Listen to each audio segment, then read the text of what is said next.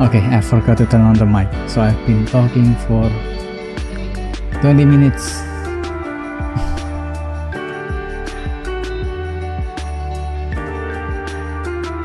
I'll redo the book, the introduction of the book.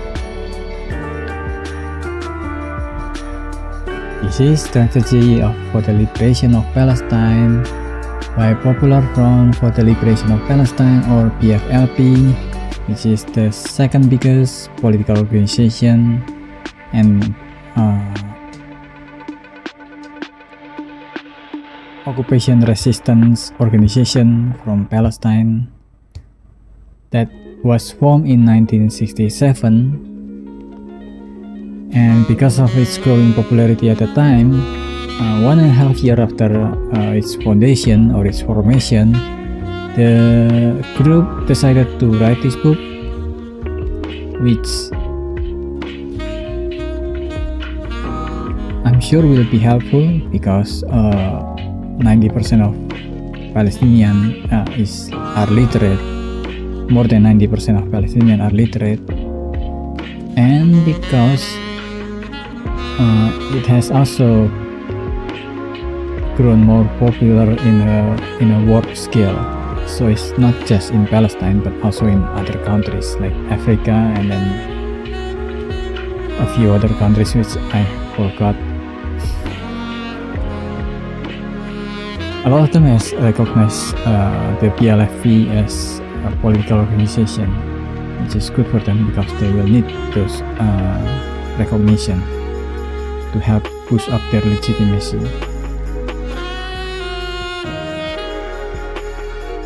I think the only group older than the PFLP is Fatah, a group that is responsible for peaceful protesting in Palestine, like the First Intifada and also the Great March to West Bank, where the Palestinians from Gaza wanted to return back to their home after they were expelled with violence from the Nakba.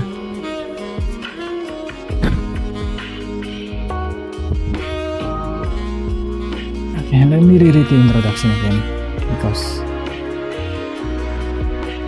it's short anyway, before I then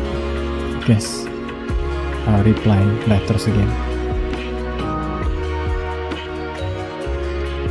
Okay, this is part 1, the introduction. The Popular Front for the Liberation of Palestine, in spite of the short time that has elapsed since its foundation, its political age is barely 1.5 years, has come to constitute, from the objective viewpoint, a political military manifestation which attracts the interest of wide circles of the Palestinian people, while at the same time daily attracting increased interest on both Arab and world levels. This manifestation, inasmuch as it bears the factors of revolutionary growth through which it is endeavoring to attain the level of historical revolution, is also facing a combination of real danger, both subjective and objective, which threaten its existence and attempt to impede its growth and progress.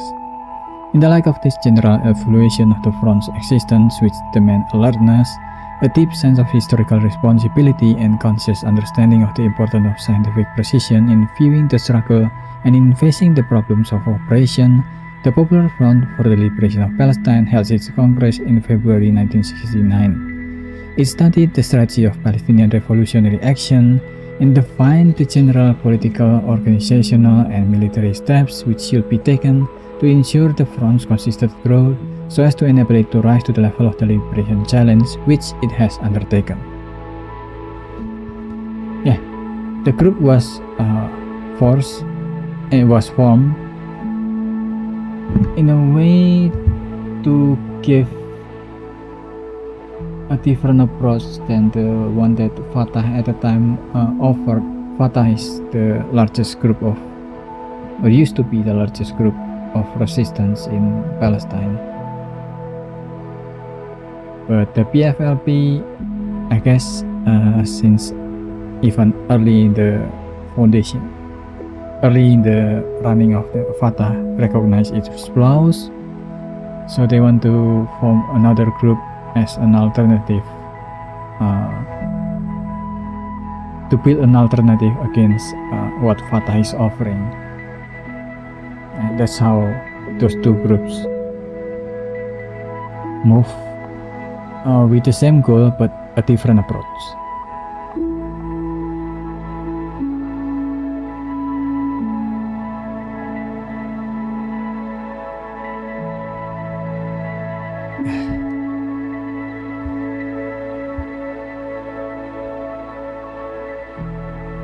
Yeah, let's read some more letters.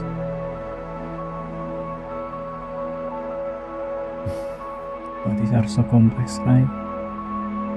I still look like I'm getting bigger and more puffy in my body. At least I love walking, I guess, lol.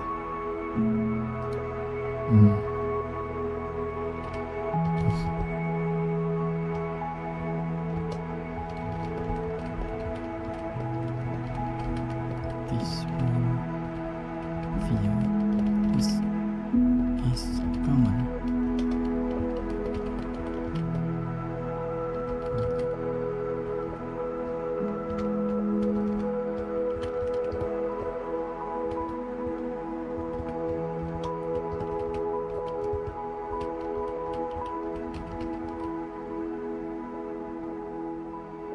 Insecurities about our own bodies.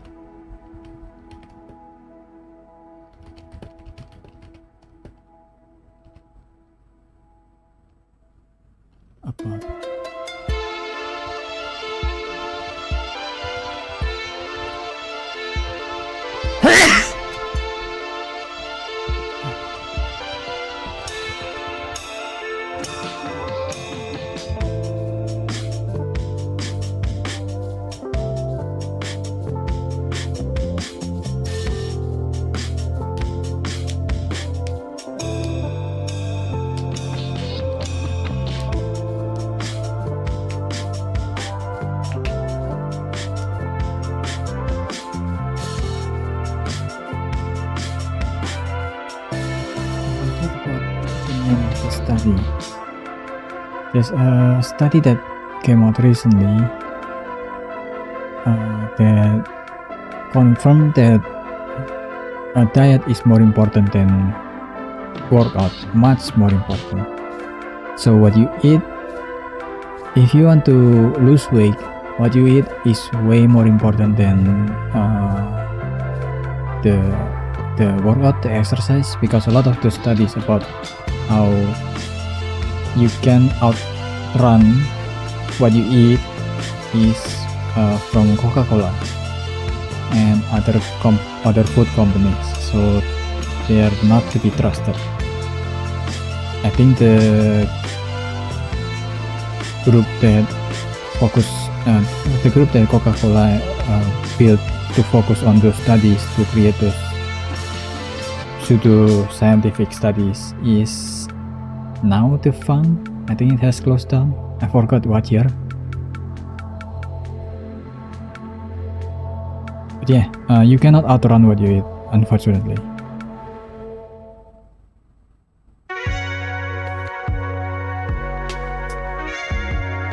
That's why I forgot the name of the new medicine. Is it Ozempic? That's why it's very important for Ozempic to be available in its generic form, because right now the only form of Ozempic is the one that is copyrighted, the one that forgot the name. It's not copyright.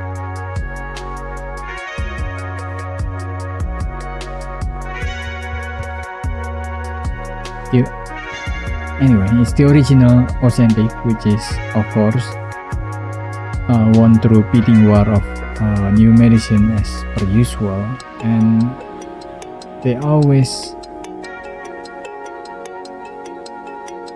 jack up the price to unimaginable high, because it is because the current system of medicine is, after the bidding, after you won the bidding war of certain medicine, you monopolize it, so you can just put any price on it, and there's no competition at all because it is the only medicine that can do what it does. And Ozempic and other medicines are like this. I think the one that got into the case, I forgot the name, the one that John Green made a video that became viral. It's against a certain sickness. I forgot the name of the disease. But yeah, that's how the system, the capitalist system of the medicine are working currently.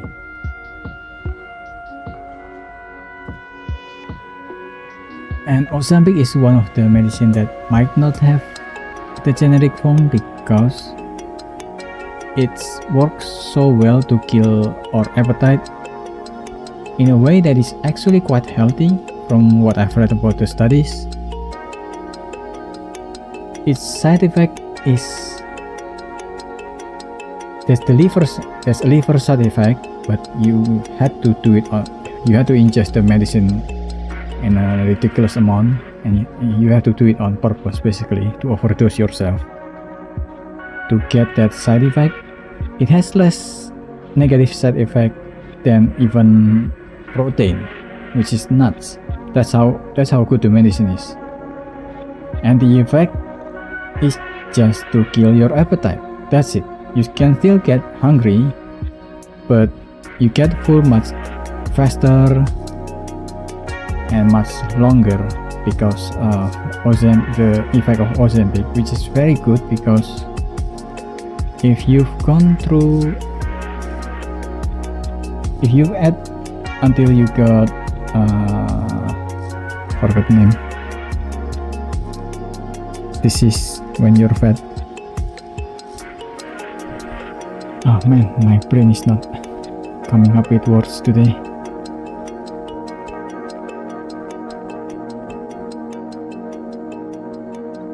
Obesity changes you on a epigenetic level.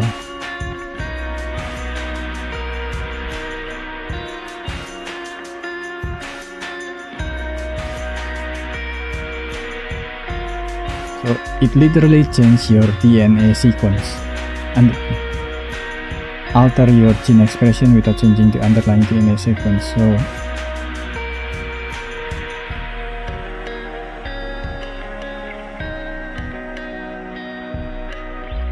it is very hard to get over it because it literally changes you on a level that is so deep. And if Ozempic is available as a cheap product, as a generic medicine product, it can really help with that. Anyway, I was answering this guy later. Sorry, got sidetracked.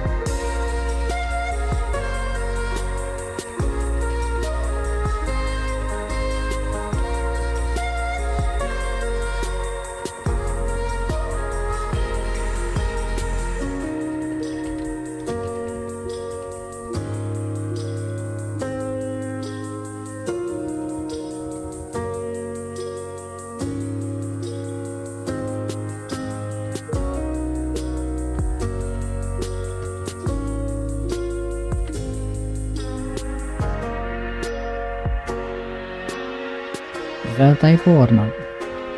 I'm not sure. Today is not a good day for my brain to come up with words.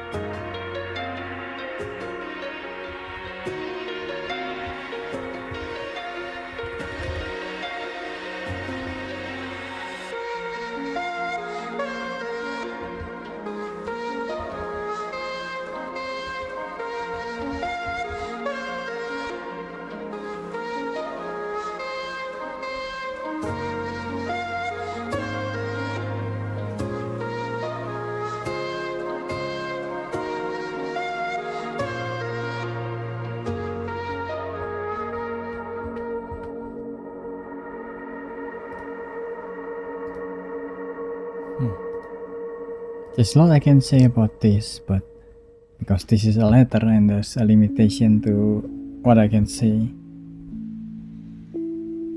I think that's about everything I can give, unfortunately.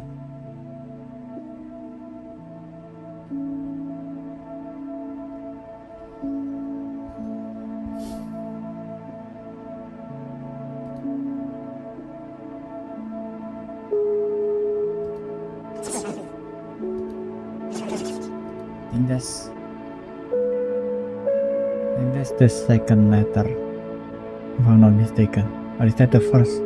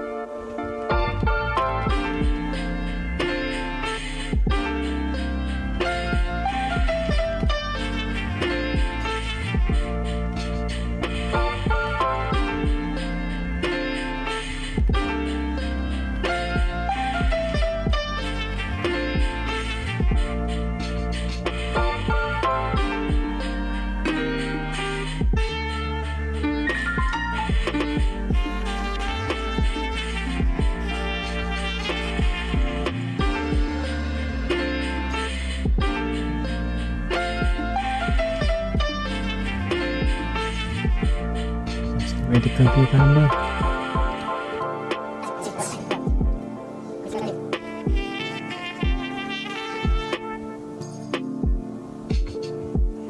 Okay.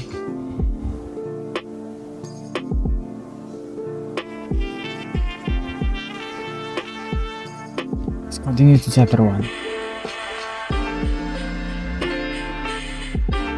Chapter 1: Importance of Political Talk.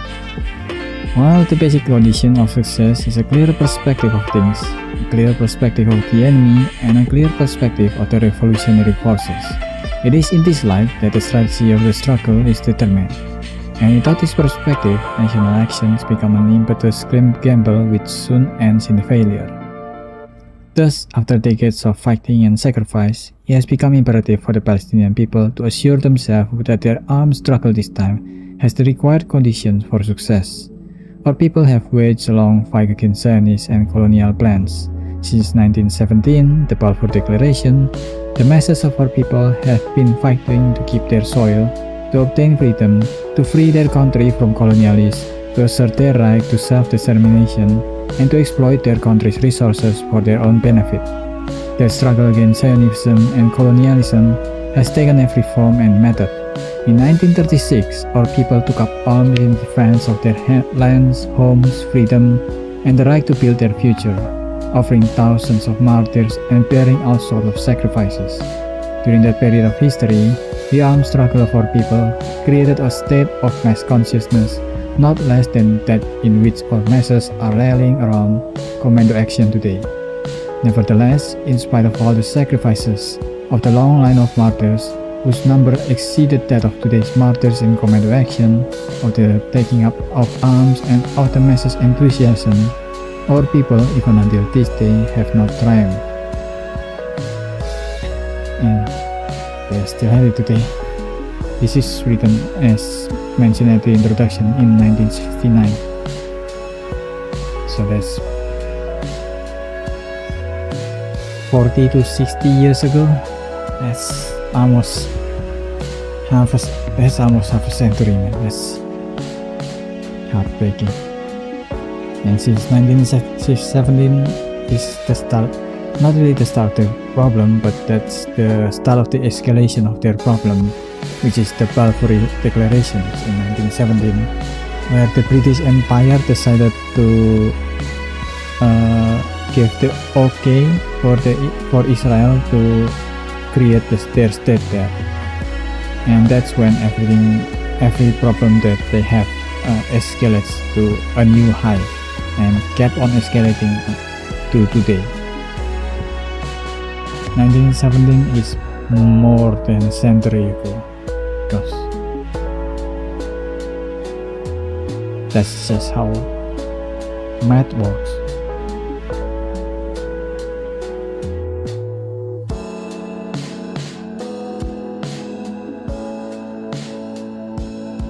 Most of them are still living in the wretched conditions of the camps and under the yoke of occupation. Consequently, to assure ourselves of the success of the struggle, it is not sufficient for us to take up arms.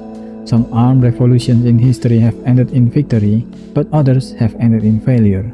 It is incumbent upon us to face the facts with a frank, courageous, and revolutionary scientific mentality, a clear perspective on things and of the real forces.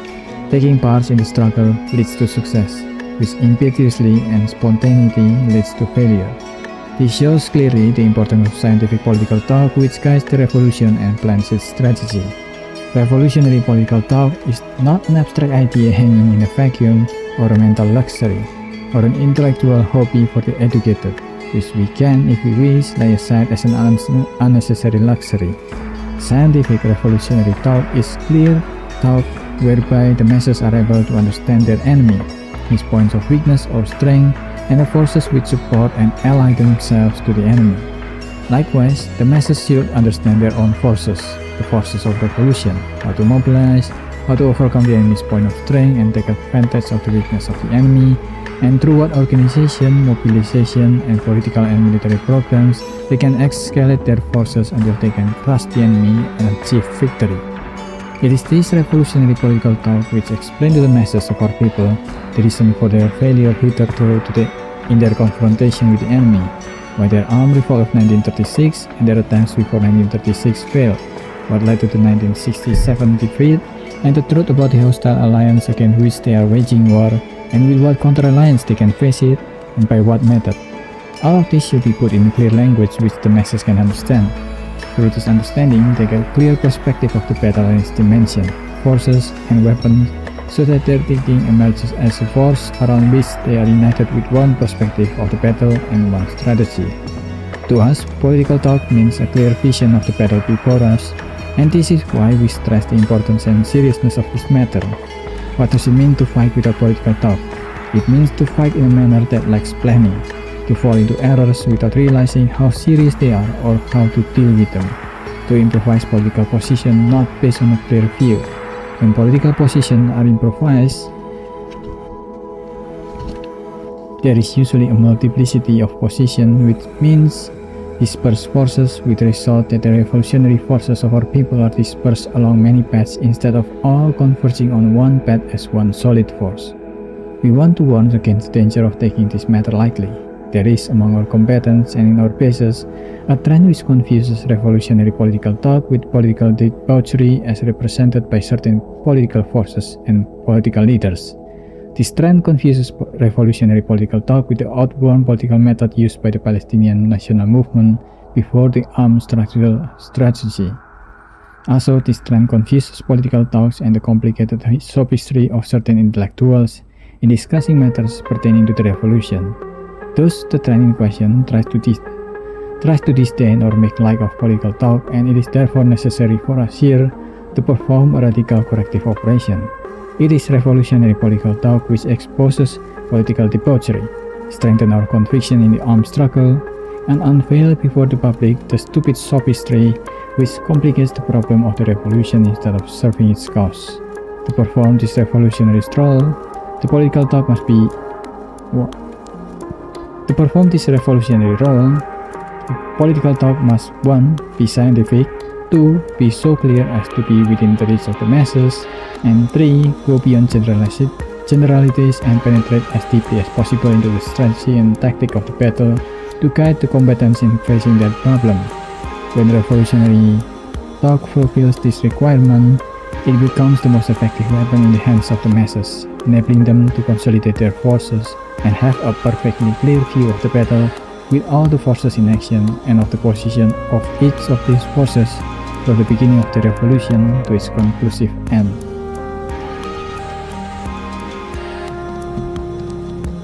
That's the first chapter. As I said, it's a short book.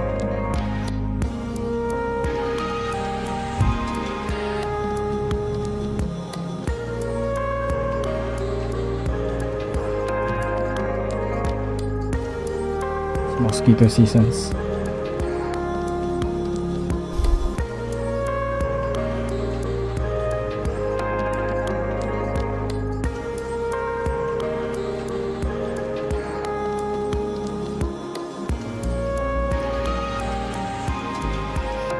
I'm gonna take a big break. Then I'll continue reading letters and then I'll continue reading books. Okay.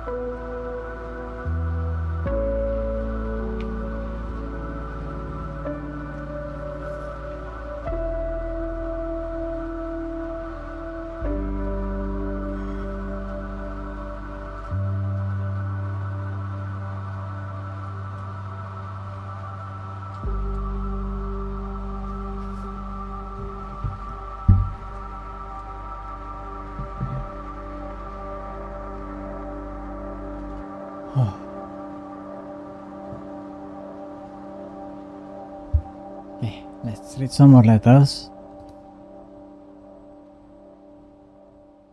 Major reveal in my 6-year D&D campaign. See my players go over it wonderful time. Now as always I will empty chasing the dragon of peace.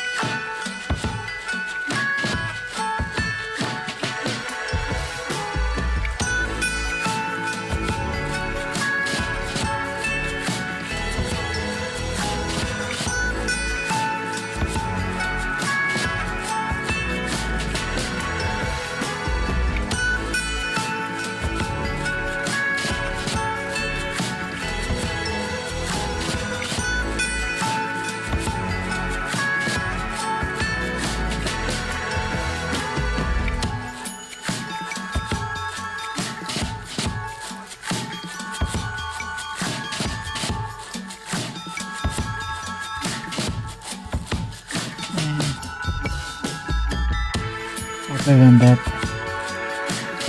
doesn't really matter that much, just additional words.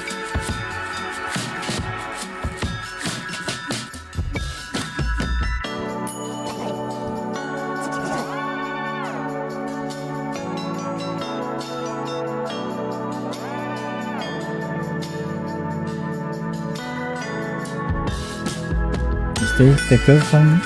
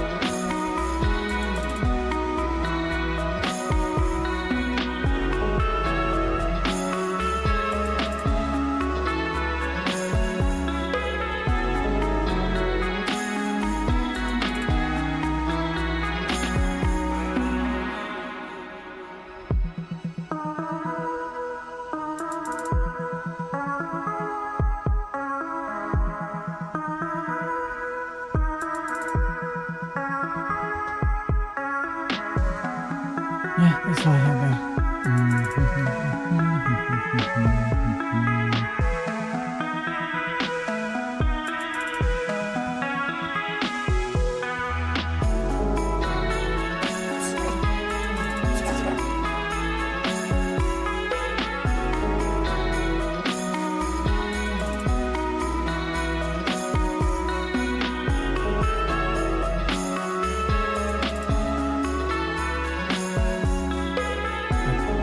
They can let me know when their sessions are estate some. What? My Ochi mentioned I wish. What? What? What is coming? What sessions? I don't get this one. Maybe this is.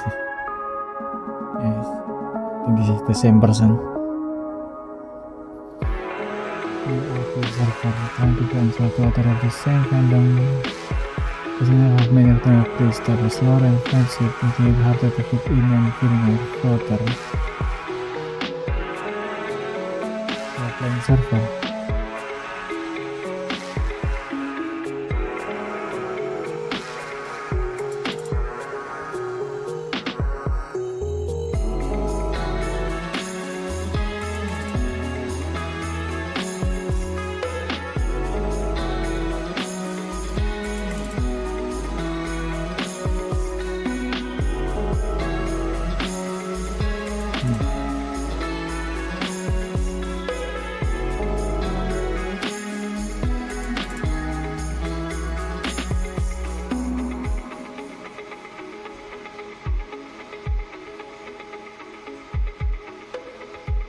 Yeah. Going into role-playing sessions must be difficult because of an established role-playing session is difficult because depending on how long those have been going on, there's a lot that you're missing out. There's a lot of context that you need to know, and it's not like a knowledge transfer will help with all of that. Yeah, walking into the school.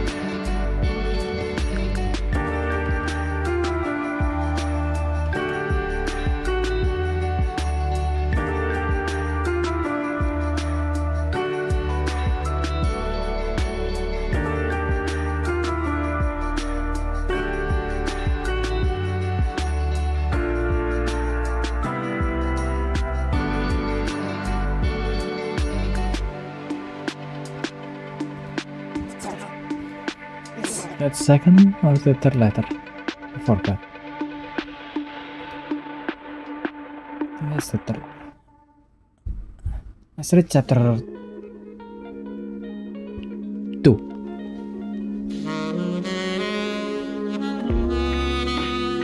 Okay, chapter 2, Who are our enemies? In this article, Analysis of the Classes in Chinese Society, March 1926, Mao Zedong writes, Who are our enemies? Who are our friends? This is a question of the first importance for the revolution. The basic reason why our previous revolutionary struggles in China achieved so little is their failure to unite with real friends in order to attack real enemies. A revolutionary party is the guide of the masses, and no revolution ever succeeds when the revolutionary party leads them astray. To ensure that we will definitely achieve success in a revolution and will not lead the masses astray, we must pay attention to uniting with our real friends in order to attack our real enemies. We must make a general analysis of the economic status of the various classes in Chinese society and of their respective attitudes toward the revolution. Who then are our enemies? Political thinking behind any revolution commence by posing this question and replying to it. Admittedly, the masses of our Palestinian people have not yet answered this in a clear, specific, and conclusive manner. Without a clear definition of the enemy, a clear view of the battle becomes impossible. The evaluation of the adversary by our masses has been an emotional process until now. When we achieve a few partial victories, there prevails among the masses a general atmosphere which belittles the enemy's power, imagining the battle to be a quick and easy one in which it is possible for us to triumph within a short period. On the other hand, when the enemy deals us severe blows, we sometimes go to the other extreme and imagine our enemy as an invincible force. It is evident that with such emotional vacillation, it is impossible for us to have a scientific view of the battle or to plan intelligently and with perseverance before winning. The time has come for our masses to understand the true nature of the enemy, because through such understanding, the pictures of the battle become clear to them. 1. Israel. In our battle for liberation, we first face Israel as a political, military, and economic entity which is trying to effect the maximum military mobilization of its 2.5 million nationals to defend its aggressive, expansionist racial structure and prevent us from regaining our land, our freedom, and our rights. This enemy enjoys a marked technological superiority which is clearly reflected by the standard of its armament and training and by the dynamism of its movement. It also enjoys a great ability to mobilize, resulting from its feeling that it is waging a life or death battle and that consequently it has no alternative but to defend itself until its last breath. This ability to mobilize and this technological superiority must be kept in our minds at all times throughout our confrontation with the enemy. It is not by chance that we hitherto lost all our battles with this enemy, and it would be a big mistake to give partial or haphazard explanation to our defeats. Understanding the true nature of the enemy is the first step to strategic planning for victory. But is Israel the only enemy that we are facing in the battle? It would be a gross error to confine our view of the enemy to Israel alone, for then we should be like one who imagines that he is in conflict with one man, only to find himself face to face with 10 men for whom he is not prepared. Number 2. The World Zionist Movement.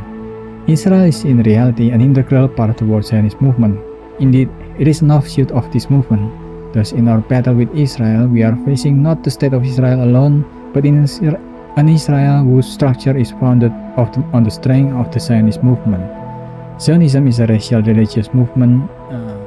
This is not too accurate because while Zionism presents itself as a religious movement, it is not. The father of Zionism, Herzl Theodor himself, is an atheist, and that's why when Zionism attack, it doesn't really see any problem with its attack also affecting its own people, its fellow Judaism believers. is trying to organize and recruit 14 million Jews in all parts of the world to support Israel, protect its aggressive existence, and consolidate and expand this existence. This support is not confined to moral backing. It is really and basically a material support which provides Israel with more people, more money, more arms, more technological know-how, and more alliances concluded by the movement by virtue of its influence.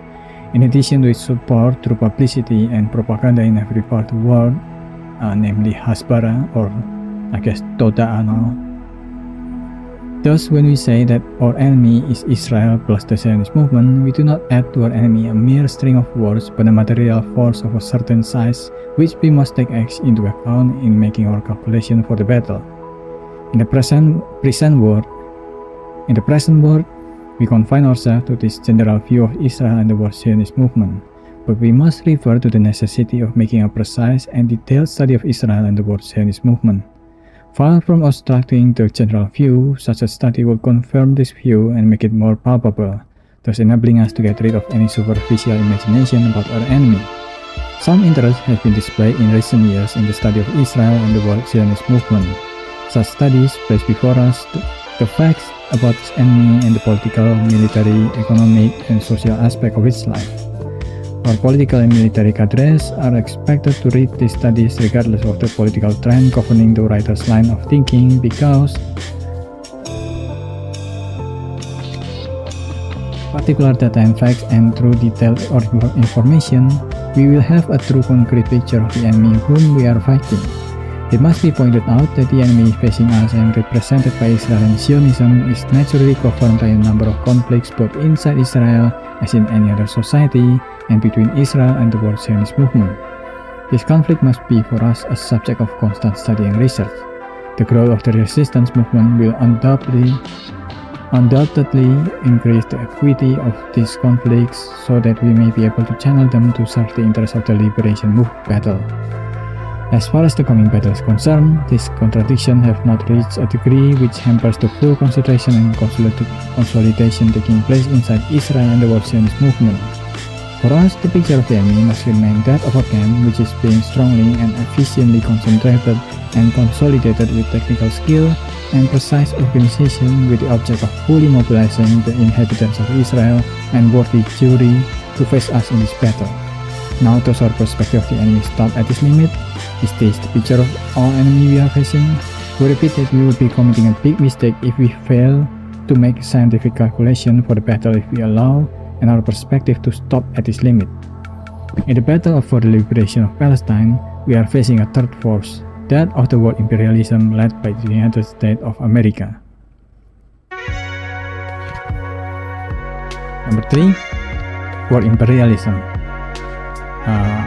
By world imperialism, I think they meant mostly Western imperialism because the global South while the global South and the pan-Arab world is also part of imperialism force, they are working at the behest of Western capitalistic force. World imperialism has interests which it fights fiercely to defend and keep. This interest consists in robbing the riches of the underdeveloped countries, as I mentioned, by purchasing them at the lowest price and then processing these riches and reselling them at the highest price in the markets of these same countries. By this operation, they accumulate immense profits, enabling them to increase their capital at the expense of the people of poverty, deprivation, and wretchedness. The Arab world possesses many resources, mainly petroleum, and constitute a big consuming market for manufactured goods. Imperialism wants to maintain this situation to allow the process of accumulation of imperialist wealth to continue on the one hand and our poverty to increase on the other. To this end, it is genuinely determined to crush any revolutionary movement which aims at freeing our country and people from this exploitation. The revolutionary movement of the masses in the Arab world naturally aims at destroying Israel because Israel is a force which has usurped a portion of this world and is a great danger threatening other portions of it. Consequently, Israel cannot but fight to the end any Palestinian or Arab revolutionary movement. Here, weak branches of world capitalism which are interconnected with and form an integral part of the latter, the millionaires of the Arab world, including merchants, bankers, widow lords, owners of large estates, kings, emirs, and sheikhs have in fact acquired their millions by virtue of their cooperation with war capitalism. They have amassed this wealth because they are commercial agents who are goods produced by foreign capital, or secondary shareholders in foreign banking establishments or insurance companies, or they are sheikhs, emirs, and kings at the head of regimes which defend and protect colonial interests and strike at any mass movement aiming at freeing our economy from this exploiting influence. Consequently, they cannot keep their millions unless our land remains a market for foreign goods and foreign investment, and unless the colonialists continue to plunder our oil and other resources, because this is the only way which enables them to acquire and keep their millions. This means that in a real liberation battle waged by the masses to destroy imperialist influence in our homeland, Arab reaction cannot but be on the side of its own interests, the continuation of which depends on the persistence of imperialism and consequently cannot side with the masses. These Arab reactionary forces, particularly the intelligent ones, may outwardly support superficial national movement with the object of using them to settle, to their own advantage, some of their side conflict with Israel or with world imperialism, but in the end, they are inevitably against any national liberation movement which aims at uprooting colonialism from our soil and building an independent economy which will serve the interests of the masses instead of going into the pickets of the few representing these reactionary forces.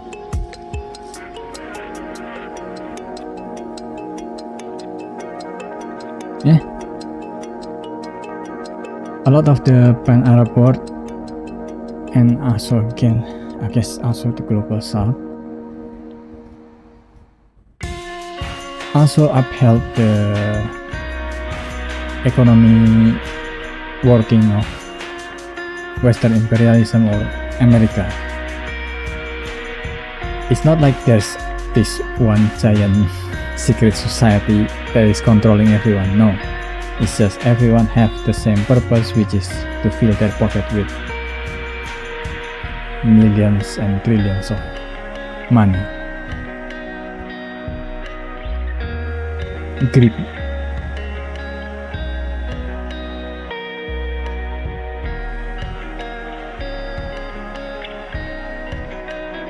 I think Hakim said it best when he said that it's not that I am being repetitive, history is.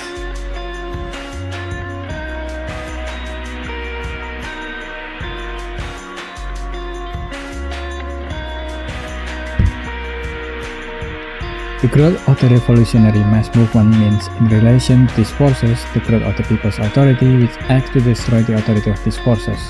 Therefore, whatever degree their conflicts with Israel and imperialism attain, they are at all times conscious of the fact that their main conflict is with the movement of the masses which seeks the complete destruction of their interests and authority. The classification of Arab reaction as one of the forces of the enemy is of the most importance, because failure to recognize this fact means failure to have a clear view before us. In actual practice, it means failure to take account of real bases and forces for the enemy camp which are living among us and are capable of playing a diversionary role which disguises the fact of the battle before the masses and which, when the opportunity rises, will take the revolution unawares and deal it a blow leading to defeat. This then is the enemy camp which we are really facing in our battle for the liberation of Palestine. We cannot win this battle without a clear sight of all parties in this camp. In the light of the definition of these parties and our perception of the connection which binds them together, it becomes clear that our strongest enemy, the real enemy, is war imperialism, that Arab reaction is but one of its offshoots, that Israel power lies in its being one of the bases of war imperialism, which is providing it with our sources of power and converting it into a big military force, possessing the technological superiority and the economy which enable it to survive in spite of the condition under which it lives. Thus, the struggle for the liberation of Palestine, like any other liberation struggle in the world, becomes a struggle against war imperialism which is intent on plundering the wealth of the underdeveloped world and on keeping it a market for its good. Naturally, Israel and the Zionist movement as well have their own characteristics, but this characteristic must be viewed in the light of Israel's organic link with imperialism. Following the end of the First World War, the Palestinian feudal force and bourgeoisie tried to picture the struggle as if the enemy was only the Zionist movement and the Jews in Palestine. and on the basis that British colonialism would act as a neutral force in this conflict. It was only later that the masses, through the national contingents that formed their vanguard, became aware that their real enemy was British colonialism, which wanted to strengthen and support the Zionist movement in our country as a means of striking at the ambition of the progressive masses. Our people today are no longer in need of new experiments and improvised action. In our struggle for the liberation of Palestine, we face primarily world imperialism. Our battle is directed basically against it, against Israel, which acts as its base, and against the reactionary forces which are allied to it. We will not win the battle unless we have a clear knowledge of our enemy to ensure that our calculations for the battle are correct. Any deficiency or lack of clarity in our view of the enemy camp with all its parties, contingents, and alliances means a deficiency or lack of clarity in our imagination of the level of revolutionary mobilization, which we must undertake to be able to confront such a camp and attain superiority over it in our battle. In the light of all this, the main feature of the enemy facing us become clear. 1. Our enemy in the battle is Israel, Zionism, world imperialism, and Arab reaction. 2. This enemy possesses technological superiority and defines superiority in production, which naturally develop into military superiority and great fighting power.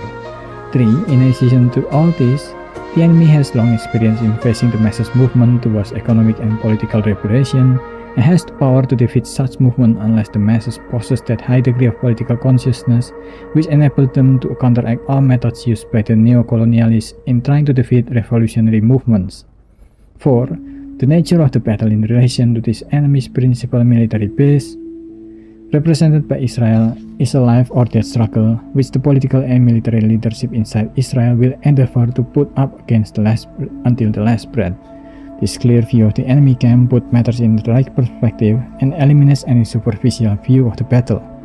It is this clear perspective which determines the time and place of the battle and the nature of the fight. In other words, it is this perspective which determines 1. The importance of the revolutionary theory and revolutionary political thinking, which is capable of mobilizing all revolutionary forces to confront the enemy, to stand firm in this confrontation, and to counteract all enemy measures to thwart and undermine revolutionary action. 2. The powerful political organization, which is the vanguard of the force of revolution in the struggle, armed with a stronger determination to win than the enemy's determination to defend its existence and interest to the last breath. 3. The nature and size of the revolutionary alliances, which must be recruited to confront the entire enemy camp. 4. The course of armed struggle taking the form of guerrilla warfare at first and developing in the direction of the protracted People's Liberation War, which will ensure ultimate triumph over the enemy's technological and military superiority.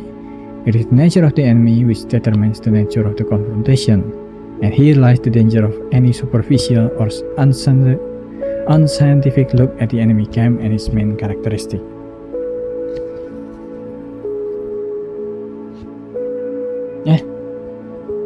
I think that's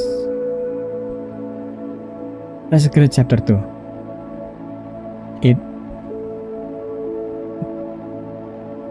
It details everything that we are seeing today in a more clear lens. How the pan-Arab world like Jordan, Egypt, and even Lebanon now is trying to dismantle Hezbollah, and of course Saudi Arabia, which is in direct alliance with Israel and with the Zionist movement,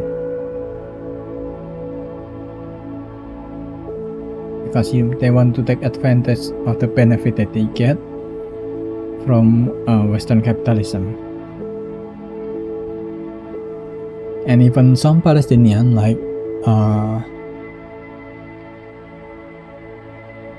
Mahmoud Al-Khatib, I think if I'm not mistaken, and also Nas Daily, they is basically the paid mouthpiece propaganda even though they are Palestinian themselves.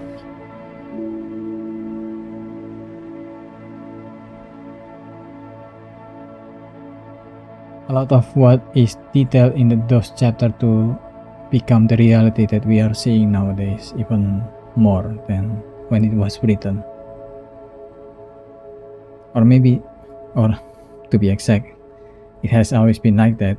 It's just is easier to see now because of the current way that we gain our information, where everyone now has a phone, has camera, and can just record everything.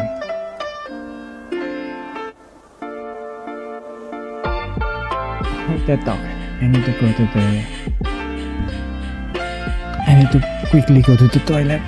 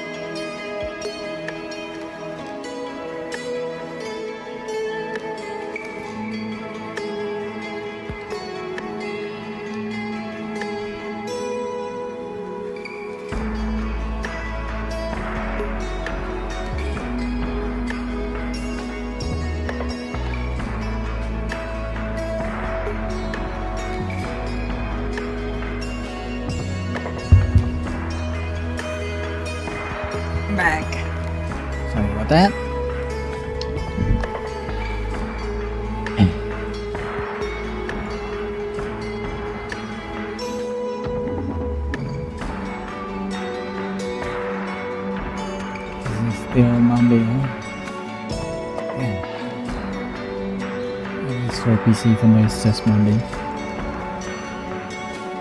No.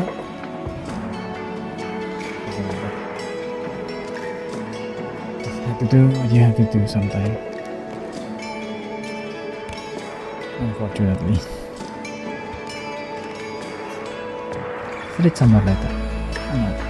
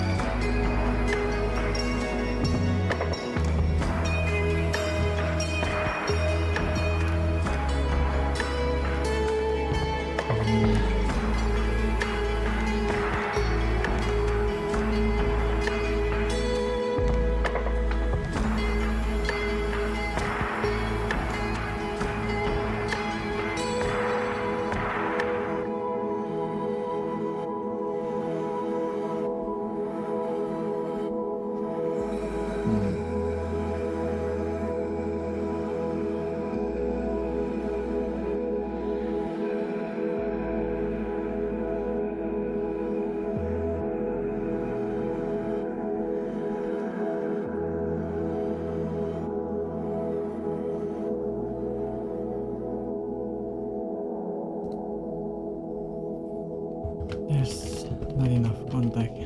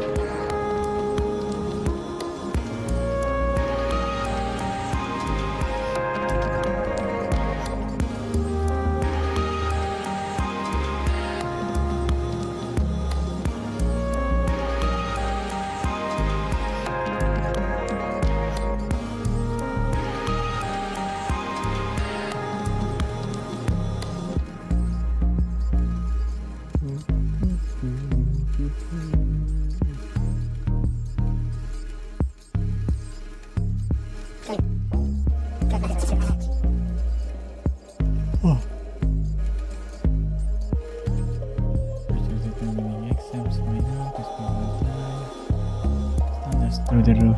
Don't know what to do or feel anymore.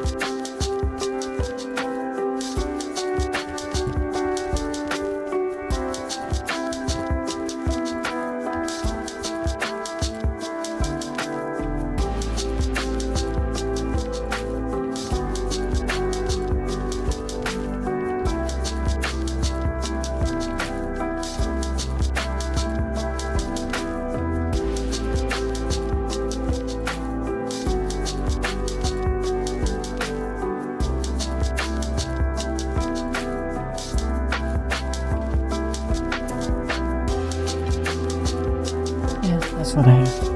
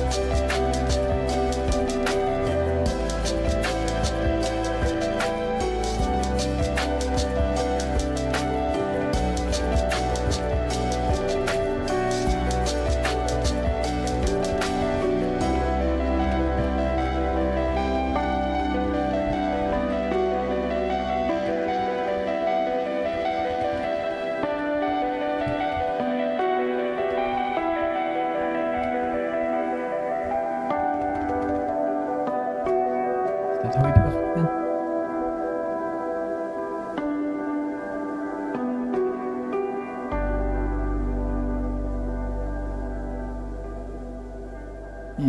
using I, not using Y. Damn it.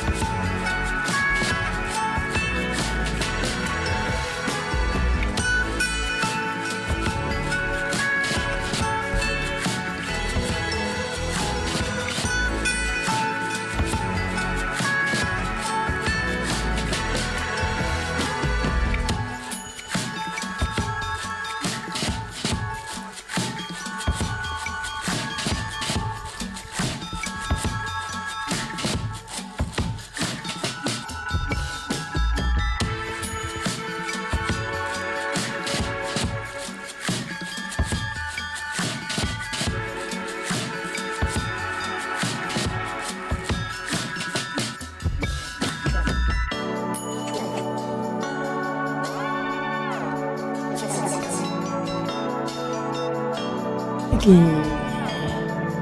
Memory reading.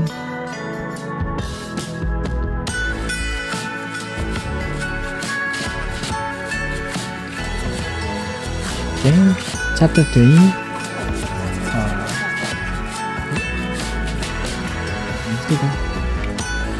Booktuber, incredible exact pieces of me or one. What the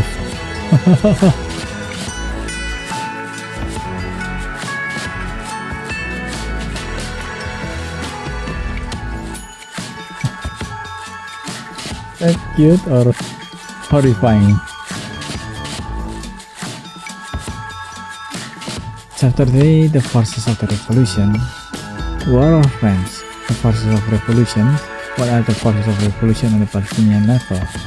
This is essential to define the forces of revolution on the Palestinian level from a class angle. To say that the Palestinian people with all their classes are in the same revolutionary position with regard to Israel, and that all classes of the Palestinian people have the same revolutionary capacity because they find themselves without a territory and live outside their country, would be unrealistic and unscientific. Such a statement would be correct if the entire Palestinian people had been experiencing the same material living condition. As it is, the Palestinian people do not all live under the same condition, but rather under different living conditions, a fact which we cannot scientifically ignore. Therefore, it is necessary to stop at these different conditions and the different positions to which they give rise. It is true that large number of the Palestinian people were driven outside their country in 1948 and found themselves in almost identical condition of homelessness. It is also true that the remainder of the Palestinian people who stayed on were at all times threatened with the same fate. However, during the last 20 years, the Palestinian people have settled down into certain well-marked class conditions so that it would be wrong to say that the entire Palestinian people are without a territory or that they are entirely revolutionary. In the course of the last 20 years, certain well-defined class interests have arisen and have become the basis for defining position. The bourgeoisie has come to have its own interests and is consequently concerned with stability and the continuation of its preferential class condition. Therefore, in our definition of the forces of revolution on the Palestinian level, we must begin from a class angle. Practice talk in the Palestinian and Arab field tries to eliminate or dilute the class view of things, and it is therefore necessary to defeat all these attempts. There is, for instance, the allegation that the class picture in the Palestinian field, as well as in the underdeveloped countries, is not as crystallized as it is in the advanced capitalist communities, and that consequently it is wrong to treat the class question in such communities in the same manner as in other countries. Another opinion states that since we are in the states of national liberation, we cannot envisage a class struggle which is only justified in the states of socialist revolution. Consequently, in the states of national liberation, a class struggle would mean that the conflict among the classes of the people take precedence over the conflict between the entire people and the foreign colonialists. Practice thinking adds here that Israel represents a specific type of colonialism threatening the existence of all classes of the Palestinian people. Thus, the question here is not one of class, but of struggle between Zionist presence and Arab Palestinian presence, which means that all classes of the Palestinian and Arab people find themselves in the midst of a major conflict. To allow this trend of political thought to follow its course without facing it scientifically and refuting it would lead to total loss, to the obscurity of the view of the real revolutionary class forces, which constitute the pivot of the revolution. There would also be the possibility of the revolution falling under a class leadership which cannot bring it to the end of its destined course and is incapable of planning the radical revolutionary program which alone can help to win the battle. This class structure is an underdeveloped community naturally differs from that of industrial communities. In an industrial community there is a strong capitalist class opposite a numerous working class, and the basic struggle in such communities is a shared clash between these classes. Such a picture does not apply to underdeveloped communities. This is true, but underdeveloped communities are also class communities in which there are exploiting upper classes represented by colonialism, feudalism, and the bourgeoisie. On the one hand, the exploited classes are represented by the workers and peasants. Each class has its own position with regard to the course of history and vis-a-vis the revolution. The upper classes are conservative, rejecting changes and opposing the course of history, while the lower classes are revolutionary, seeking change and pushing history along its upward dialectic course. Consequently, discussion of the special nature of the underdeveloped communities is scientific to the extent that it stops scientifically before the special nature of the class situation in these communities and its differentiation from the class situation in the advanced communities. On the other hand, it becomes prejudiced and unscientific if it dismisses the class question in these communities or minimizes the importance in the difference of these classes' position with regard to the revolution. Here, for instance, we live in an underdeveloped, non-industrial community, but all the same, the masses of our people do not have the same living conditions.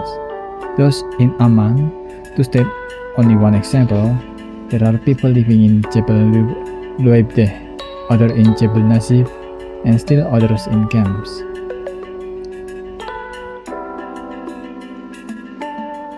All these people cannot have the same attitude toward the revolution. As for the contention that we are not passing through a stage of national liberation and not of socialist revolution, this relates to the subject of which classes are engaged in the struggle, which of them are with and which are against the revolution at each of its stages, but it does not eliminate the class question or the question of class struggle. National liberation battles are also class battles. They are battles between colonialism and the feudal and capitalist class, whose interests are linked with those of the colonialists on the other hand, and the other classes of the people representing the greater part of the nation on the other. If saying that national liberation battles are national battles is intended to mean that they are battles waged by the overwhelming majority of the nation's masses, then this is true. But if it is intended to mean that these battles are different from the class struggle between the exploiters and the exploited, then this is false. It is also from this angle that we must consider the statement that the Zionist-Israeli peril threatens the entire Palestinian and Arab existence, and that the struggle is one between the Zionist axis and the Arab axis. If this statement is intended to mean that the Zionist peril threatens the overwhelming majority of the Palestinian and Arab masses, then it is true and certain.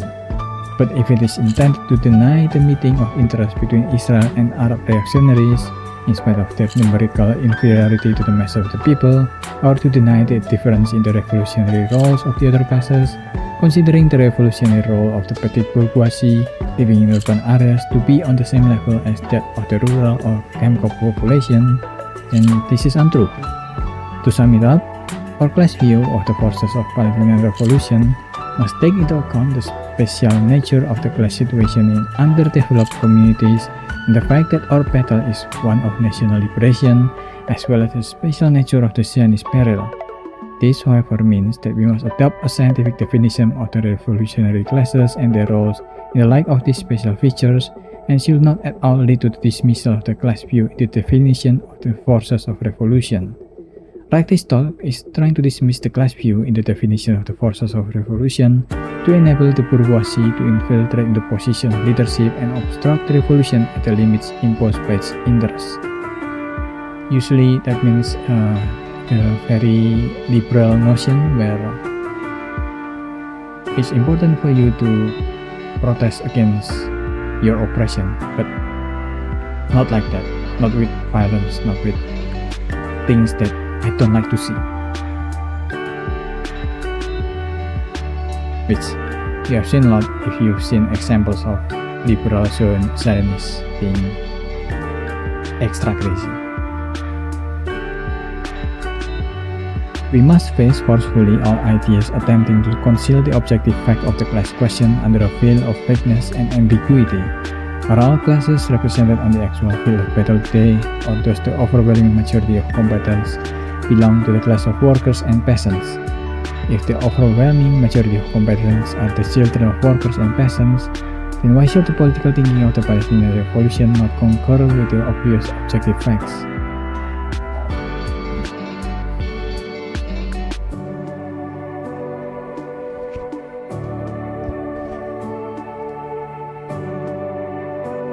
A little bit more, and maybe until the end of chapter 3, Workers and peasants are the mainstay of the revolution, its basic class material and its leadership. In the light of scientific socialist thinking, the experience of war revolution and the facts in evidence on the Palestinian field, we must clearly define and identify the revolutionary classes that are capable of shouldering the entire burden. The revolutionary classes on the Palestinian field are the workers and peasants because it is their classes which are daily suffering the oppressive exploitation process exercised by world imperialism and its allies in our homeland. It is the workers and peasants who today fill the miserable camps in which most Palestinians live. When we refer to the camps, in reality we refer to a class situation representing the workers, peasants, and destitute section of the petite bourgeoisie of the Palestinian people. On the other hand, the Palestinian bourgeoisie class does not live in camps, nor does the greater portion of the petite bourgeoisie. The camps are the workers, peasants, and downtrodden portion of the petite bourgeoisie whose living conditions do not differ much from those of the workers and peasants. It is essential to have a clear view of things and to have a clear political thinking which concurs with this view. It is also essential to define the forces and classes of the revolution and to determine which classes shall lead the revolution while we are at the start of this new state of Palestinian national actions. This being done, we must act in accordance with this definition, but for otherwise we would in fact be repeating the impulsive fight undertaken by the masses of our people during the past 50 years without conclusive result. The material of the Palestinian Revolution, its mainstay and its basic focus are the workers and peasants. These classes form the majority of the Palestinian people and physically fill all camps, villages, and urban districts. Here lies the forces of revolution, the forces of change. Here we find real preparation for long years of fighting. Here are the particular daily living conditions which drives people on to fight and die because the difference between death and life under such conditions is not much. It is by starting from this objectivity that we are able to define the distinguishing mark between our people's unsuccessful struggle during the past 50 years and this new stage of a struggle, to draw a line of demarcation between clarity and vagueness, and to determine the great difference between a revolutionary march ending in victory and a hesitant, unsteady march ending in failure. But we have addressed ourselves to the workers and peasants. When we have addressed ourselves to the workers and peasants, the inhabitants of camps, villages, and poor urban districts, and armed them with political awareness, organization, and fighting means, we shall have created the firm material condition for a historical liberation revolution. It is the rise of such solid revolutionary backbone that will enable us to conclude class alliances to benefit the revolution without exposing it to facilitation, deviation, or defeat.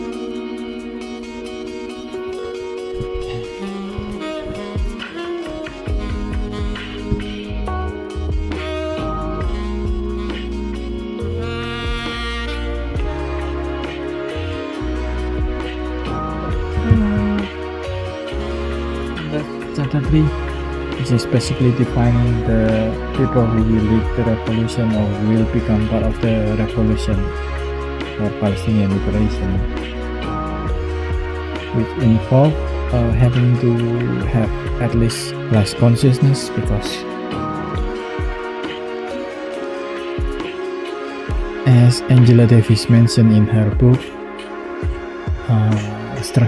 freedom is a constant struggle. Freedom against oppression is usually means class struggle, because a lot of oppression works under the banner of colonialism and imperialism, which is done to uphold the status quo of capitalism. The more you know.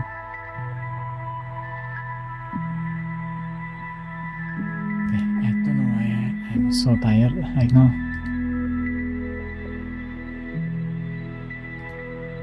Yeah, I don't have to get another migraine, so let's just read 3 more letters,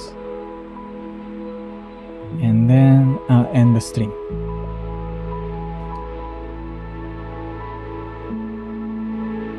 This is the one with the LP. I have answer for that.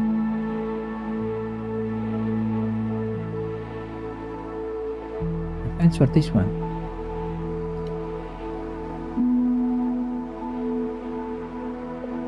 Blue, down.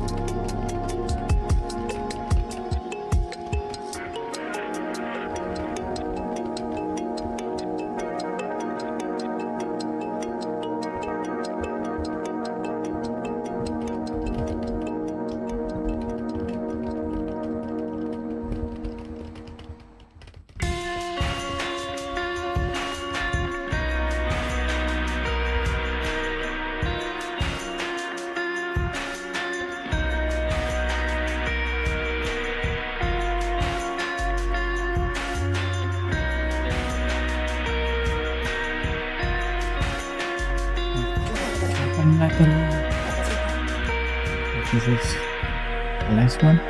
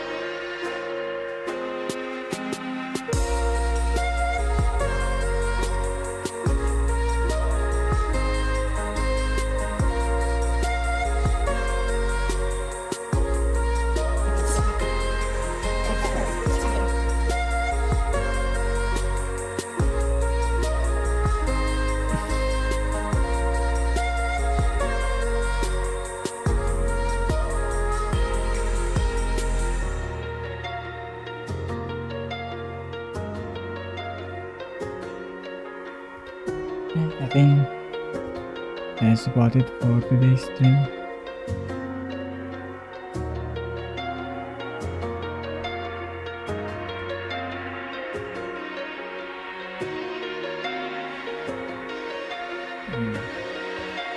That's so long.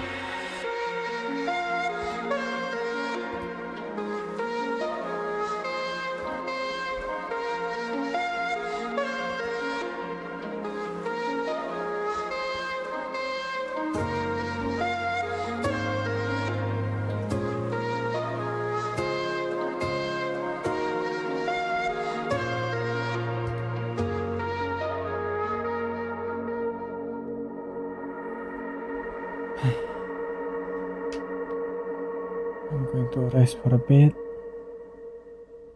Then I should continue reading. Hopefully I can finish it and the script of the video that I want to make by tomorrow. Then I also have those 2 tickets that I get from my work that I need to figure out how to solve them. And they're such difficult tickets too.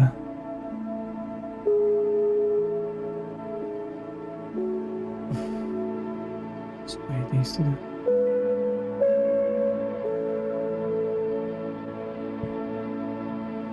So little time to do them.